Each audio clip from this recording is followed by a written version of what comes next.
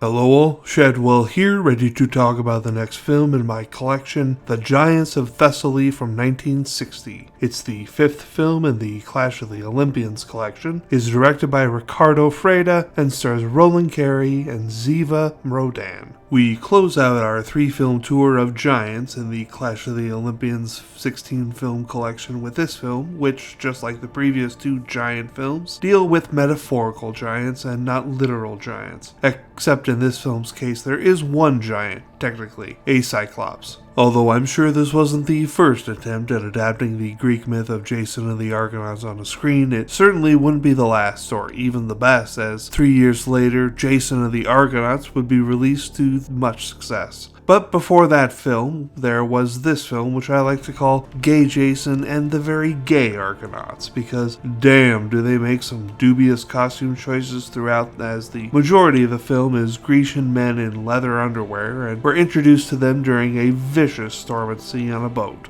Which means a bunch of wet and slippery Grecian men in leather underwear flopping around the top of a boat. So if you ever watched Jason and the Argonauts and wondered what it would look like with more dance numbers and at least 25 times gayer, look no further than The Giants of Thessaly. If my hints haven't already led you to the plot synopsis, it's about Jason and a group of his men traveling to find the Golden Fleece under the direction of Zeus in order to save their land of Thessaly from volcanoes. Along the way, they find sirens that turn men into rocks, trees, and sheep, they battle a Cyclops, and Jason climbs for what feels like 1,000 hours on an island in order to get the famed Golden Fleece. All this takes the majority of the movie, and yet it only takes them 5 movie minutes to make it back to Thessaly, to do battle with the man Jason left in charge of the land, who is trying to marry Jason's wife and become king himself. So there is a climactic battle in the end where swords clang, but oddly not as loud and annoyingly as they have in the other sword and sandal epics we've watched so far, so I count my blessings for that.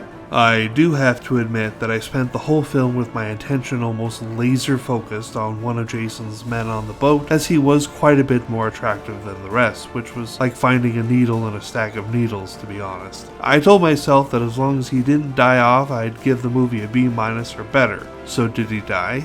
Well, either he lives or the movie is better than the rest we've watched so far, because I'm giving The Giants of Thessaly a B-, and tomorrow it's on to Goliath and the Sins of Babylon. See y'all then.